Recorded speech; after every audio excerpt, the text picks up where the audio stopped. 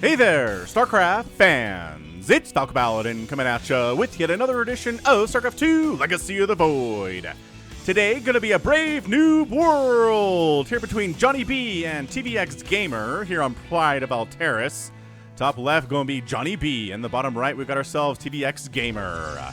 So a ZVP, this email was sent to Sniper Monkey at the email address in the description with the subject of Brave Noob World, which just means it's a bronze or silver league level game that you played maybe on ladder, maybe against a friend, but just make sure that both players are either bronze or silver, okay? All right. So, again, it is a PvZ matchup. We've got a Forge first here from TVXGamer. All right, so every single Brave New World, I say, and if you don't have a build order, an exact build order of when you want different buildings to come up, go to lotv.spawningtool.com. It's spawning pool with a T, like Terry. Spawningtool.com. And you'll find builds. You're like, oh, I need a build as a Protoss. What should I do? Well, the answer is generally one gate expand, unless it's a PvP, in which case it's a 2-gate Cybercore opening, and then you can expand after the second gate.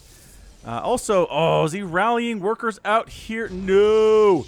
No! TVXGamer! TVXGamer, did you come from Brood War? Because in Brood War, you can only rally your workers off. You can't rally them onto minerals and they start working automatically. So I'm wondering if, like, he's just... Oh, maybe he doesn't know. Maybe he doesn't know.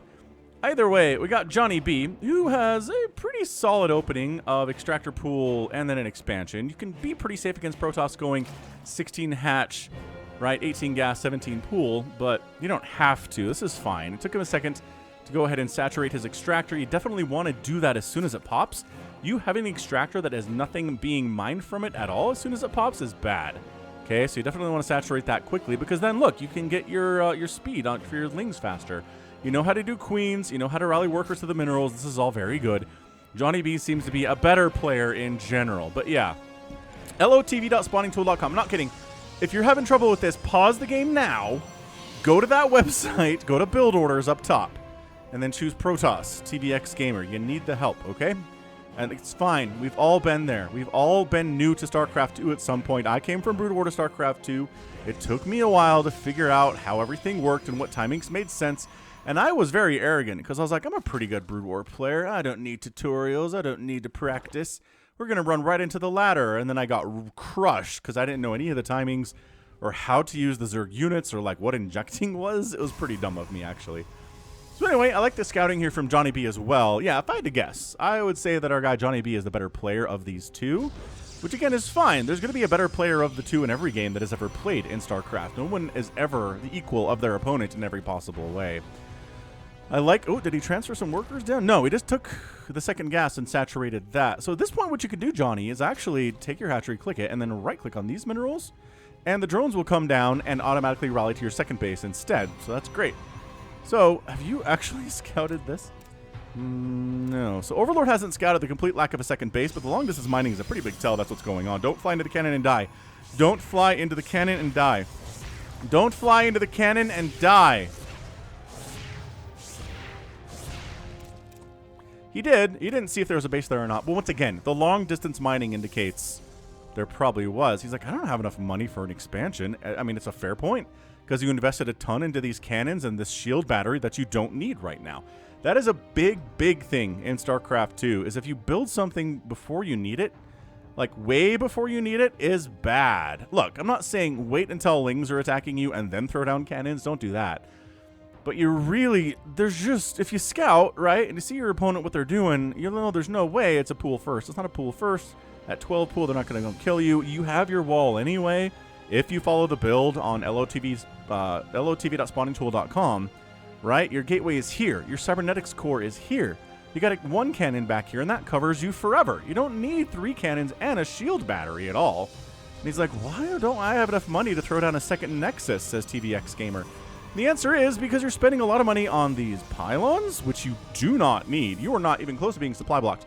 Now, normally I would say always be making pylons, but in this case where you have, what is it here, 87 available supply out of the 40 that you're using, that's just too much.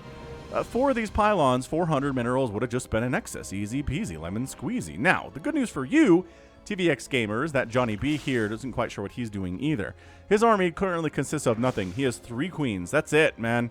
That's it. If you sent, like, I don't know, 6 zealots across the map, you'd just win. You would just win the game right now. And hey, look, you've got 3 zealots. That's pretty good. I like that a lot. What is this? Stargate, gateway, gateway. Okay. You need a second base. More than anything in the entire world, you need a second base. And yeah, JonnyB, you too. Get a build order, okay, off of spawningtool.com. You need a third base by now. Even if your opponent, if your opponent's on 1 base, either 1, go kill them because they don't know what they're doing. 2, hold their all-in 1 base attack, right? By getting maybe a couple spine crawlers up here, getting a bunch of lings, maybe a few roaches because you have a roach warren. Or 3, take a third base, right? If you're not doing any of those things, if they're not attacking you, right? And you're not going to attack them, then just get a third. Third bases are great. You're floating 2,000 minerals right now. That is enough time for multiple bases. And I know you know how to get a second base because you have a second base right now. Getting a third base is the exact same thing. So third base here or potentially here, you can really choose as a Zerg player where you want to go with that. That really doesn't make any difference. For Protoss, like there are certain third bases that are easier to hold than others. Like this one is much easier to hold because you have these rocks to help you with that. This one, you've got attack paths here and attack paths here. And maybe you have to worry about attacks coming from over here as well. So yeah, traditionally a third base. I'm not sure that TVXGamer is ever going to get a third base exactly, so that's a bit of a problem. He is still long distance mining. The player that sent this in said, hey, I'm just looking for a little bit of help with my game. And my goodness, if that's TVXGamer, yes, there are a lot of things to talk about here today. If you're JonnyB, fewer things to talk about. I like that you're keeping your saturation level good. You're not, well, you're not crazy oversaturating your base. You do have 4 extra workers up here. There's an option here in StarCraft where if you go to F10 for options and then press options, go to gameplay, and then you have display worker status. Always show worker status. If that's checked, then it will show this handy dandy how many workers you have versus how many can really be supported by this hatchery. Mineral patches have disappeared, so this one can only handle 12 right now.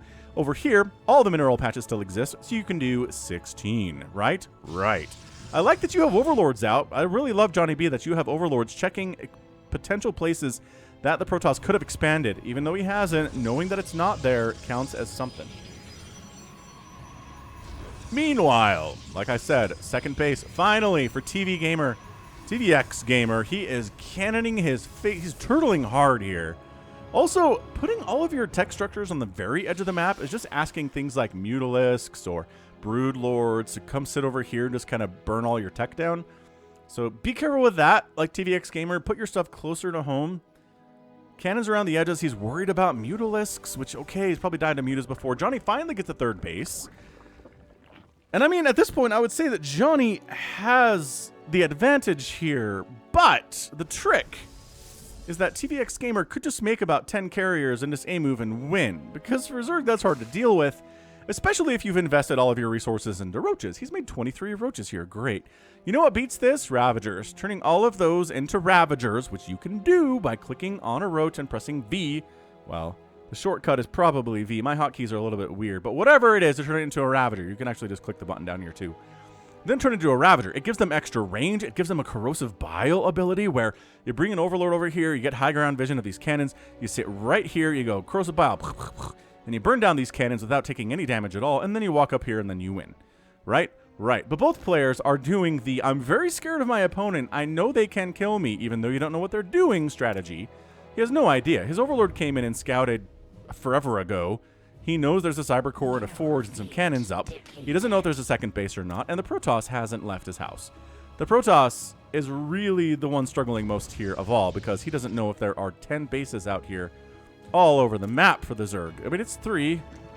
It's pretty good. If these roaches... Okay, JonnyB, man, do not A-move up a ramp with roaches. Like, never do it. Maybe against Zerg.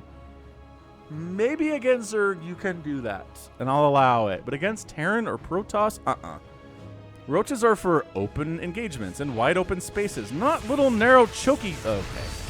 Well, oh, he's smart enough to get out. JonnyB, yes.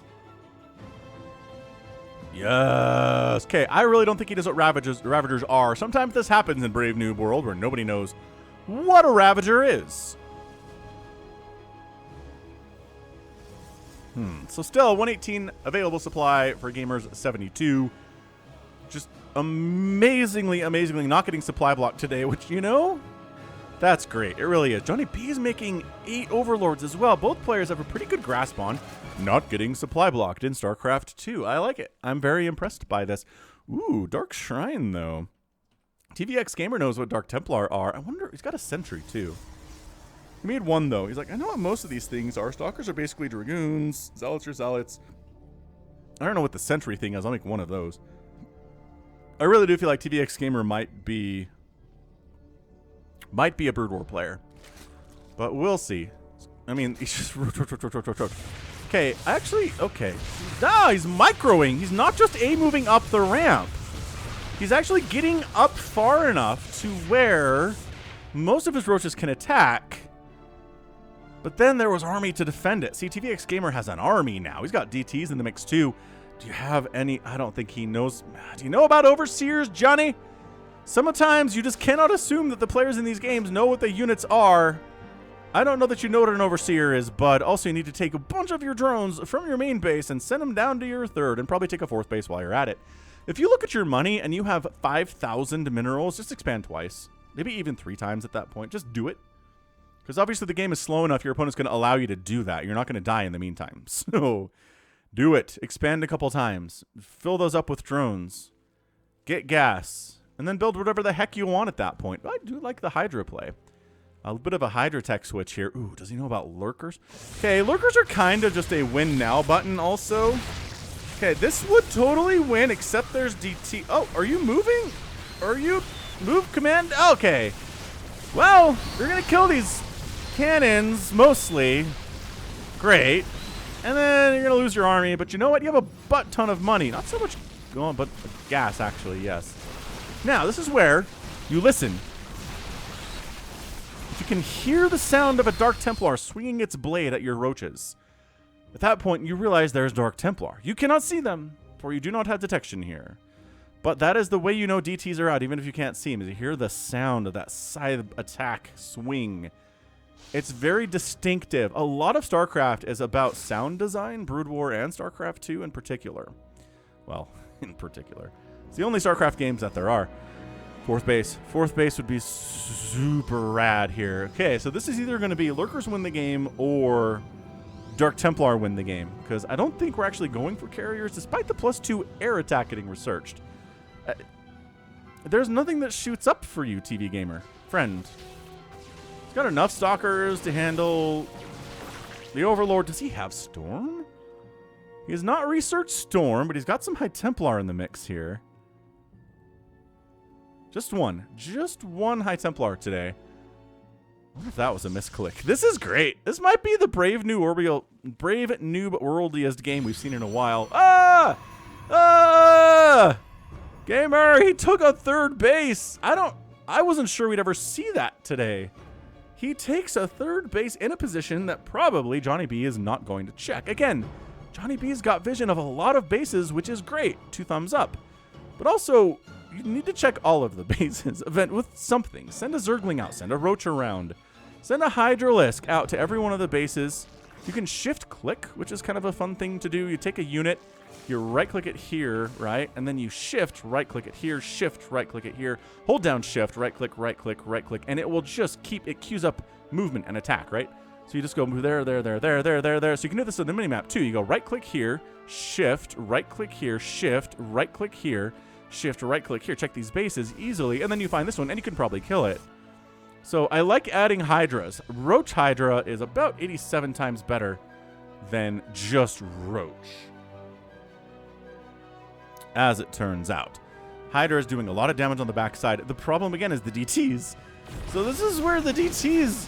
I mean, without the DTs, I think this game might just be over. But with the DTs, it might be over the other way.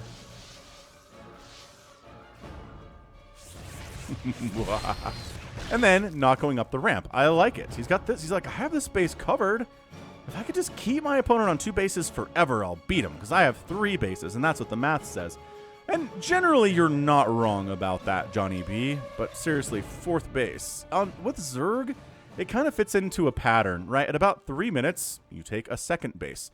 or rather a third base, right? Sorry, third base at 3 minutes, fourth base at like 6 minutes, fifth base somewhere around 8 minutes. You should be feeling it, depending on what's going on. If you're attacking a lot or being attacked a lot, maybe don't expand. But if there's nothing happening and you have 5,000 minerals, take those extra bases. You're going to be very happy you did.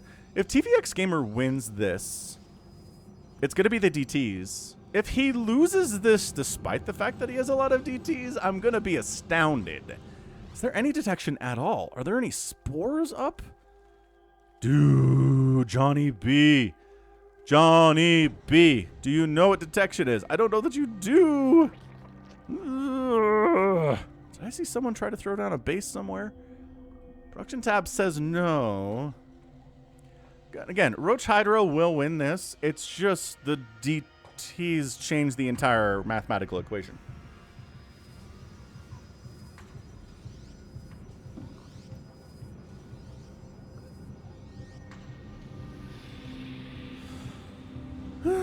All right, man. So sure, more stalkers. TVXGamer is spending his money a lot more easily and better and efficiently than JonnyB is. Oh!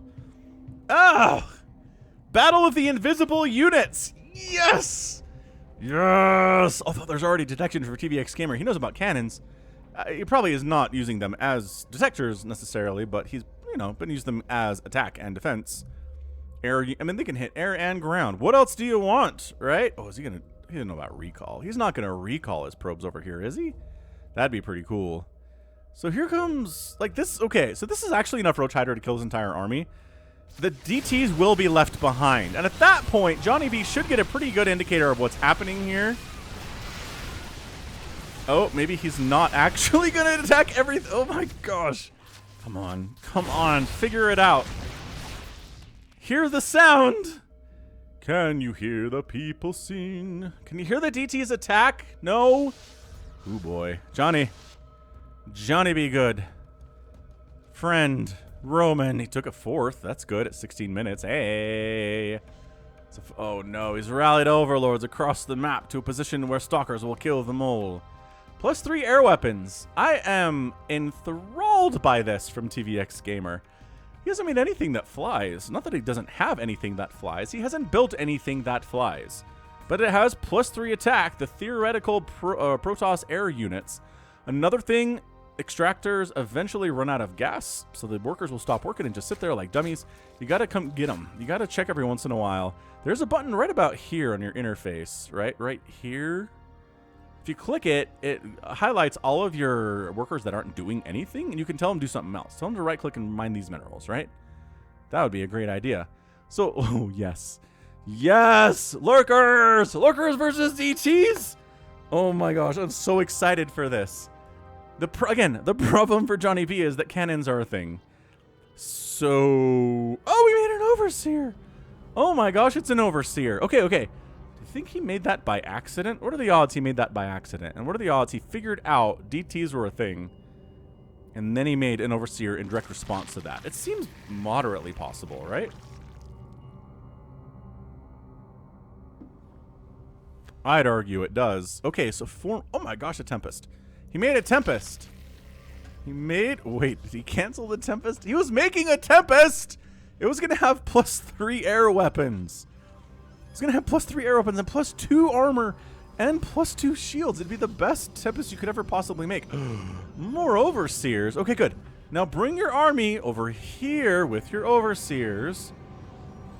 And maybe at some point discover this exists. I cannot recommend that highly enough. TVXGamer is actually in a position where he can expand a couple times. Expanding up here, there's no vision of that by JonnyB. JonnyB did such a good job of scouting early potential expansion and attack vectors, and then he just forgot that was the thing that he was doing and never bothered to check these top ones or this bottom one either. He's got a pretty good handle on literally everything else though, but there's enough here. He knows about the overseers. See, Gamer knows what a threat they are to him. It is so many DTs. Okay, this might just be a thrashing. The lurkers might just win this thing because there are no observers, right? Okay, there are no observers. So if you attack these dudes without the support of cannons, the lurkers destroy everything immediately. JonnyB, however... Oh, he's moving! Oh, he burrowed here. Why would you burrow here? It's Brave New World. There's really no answer to these questions. JonnyB is sitting on 6,800 minerals and 145 total supply. Dude, these upgrades got plus. Okay, look, I keep making fun of the fact that he has ground attack. He also does have +2 attack and +3 ground armor. He's working on +3 ground attack and +3 air armor. What are you? Okay, JonnyB's indecisive. Look, as a Zerg, you cannot be indecisive. Either you're defending yourself for your life because you're getting overwhelmed by enemy units, or you are attacking a base, harassing something, pushing someone's front. Zergs do not sit around. Protoss and Terran, they sit around. They're building an army, they're expanding, they can do that. They can defend. Zerg 2 can also sit around and defend, but once they have a big, scary army, they gotta go. Big, scary army sitting somewhere that's neither defending nor attacking is the worst. So Overlord sees where the army is and says, burrow. Okay, the neat thing is you have a hive. So here on the Lurker Den, there are extra upgrades you can do now for these Lurkers once you have a hive. That is extra range, size. Oh, he has seismic spines. I'm a liar. And adaptive talons. Oh my gosh. He's gonna. No! No! Gamer, no! GG. Oh, that hurts. That hurts me so much. Oh, can you not see up here? Oh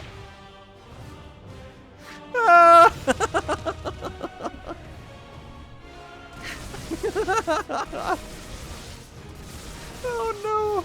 You know, we saw it coming. We saw the potential and said, you know, once Lurkers were out, there was a distinct possibility TVXGamer would get murdered by all of them. Oh, he's trying to... Oh, he has an immortal. Oh, kill the Lurker. He's dead. Ooh, High Templar. Are we not still at Research Storm? We still haven't researched Storm. The upgrades here for the Zerg units are +1 melee, or +1 a missile attack, and +1 armor, which is pretty good. Yeah, he's got the Lurker range. I'm sorry, JonnyB. You know what Seismic Spines is. But getting Adaptive Talons is also very good. Pros don't just get the range and skip the rest of it. Promise you that. So now, he doesn't know about this. It's like that meme. They don't know I have a third base. Standing in the corner. Thanks, said JonnyB. I don't... Because he said, wow. JonnyB took that as a compliment, which maybe it is, sure. Maybe it is, maybe it is. And now... I mean, look. Carriers. I'm telling you, 10 carriers would have defeated this whole army easily.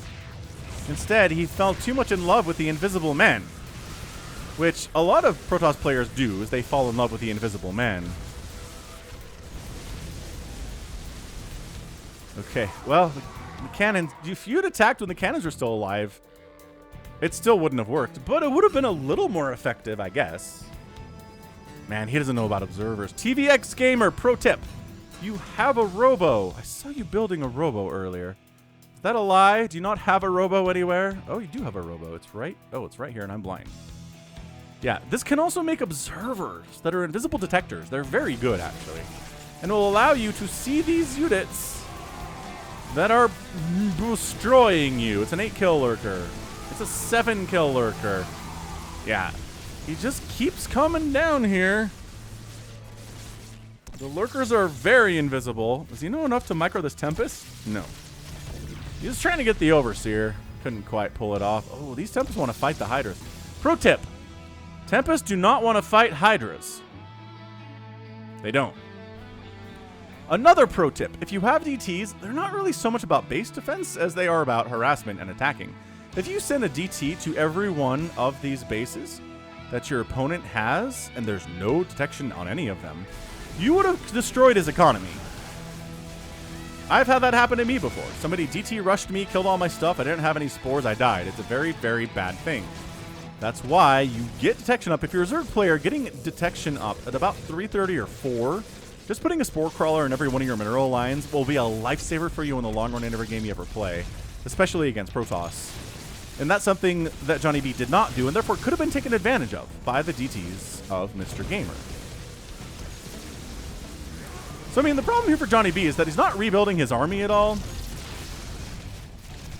But it doesn't really matter because everything on the ground dies to the lurkers, and then the Tempests are dying to the Hydras. And that's your GG. JonnyB is your winner in 24 minutes and 40 seconds. That was something. That was something to behold. Power of invisibility. And the player that fixed the problem of invisibility wins the game. Overseers came out, JonnyB wins. He had lurkers of his own. DTs came out, no Overseers, TVXGamer lost. That's it. That is the only reason this game turned into what it was, is because Overseers were a thing, and Observers were not. Also, never saturating that fourth base Johnny at all. This is a thing, especially at the lower leagues, is you just completely forget about anything back home. You're up here, you're microing, you're positioning. You're trying to target fire things, right? You don't have time to go back and recognize that you have a bunch of idle workers sitting in your main base and a bunch of idle workers sitting at your natural base. You got to attack and win, and you did win. But I'm telling you, against a better player, if you want to get promoted, you got to do the stuff back home too. So you got to just go back every once in a while. There were a couple times you were sitting here doing nothing. You could have gone back, just make a round of Hydralisks with all of the larvae you have. You could have made 21 more Hydras. You could have taken these drones, put them down, it's fully saturated this base, expanded again and again and again and again, and then gone back to the battle, right? It would just take a couple seconds, maybe 20 seconds or so, not a big deal. But overall, good game. Lurkers, super good at lower leagues. DTs, super good at lower leagues. And it just comes down to, can you see the enemy invisible things? If you can, yes, then you win. If you can't, well, better luck next time. Learn from your mistake. Resources lost are 26,016. It was pretty close for a while there. But man, these lurkers put in absolute work today. Only 3 of them died, but 36 DTs went down. 36 DTs died. These 11 kill lurker. I mean, these are some of the most cost-efficient lurker 16 kills you're ever going to see. 16, 5, 5, 6. The ones at the back not doing as well. But like, when's the last time you saw a 16 kill lurker? It's been a while. Lower leagues, man, that's what it's all about. Wow. That was fun. That was one of the more fun Brave New World I've ever cast, honestly. It was. But if you don't remember anything else from this, lower level players, lotv.spawningtool.com. Build orders. Do it. You'll be glad you did. All right, fantastic. Ooh, mouse, come back on me. There you go. Cool. So that right there is going to be it from me today. This has been Falcon Paladin coming at you with yet another edition of StarCraft 2, Legacy of the Void, and a Brave New World. Go ahead, hit that like button, hit that subscribe if you like what you saw and what you heard today. You can also catch me on Twitter, Facebook, Patreon, and Twitch, all at /Falcon Paladin. And until next time, as always, thank you so much for watching, and you take care of yourself.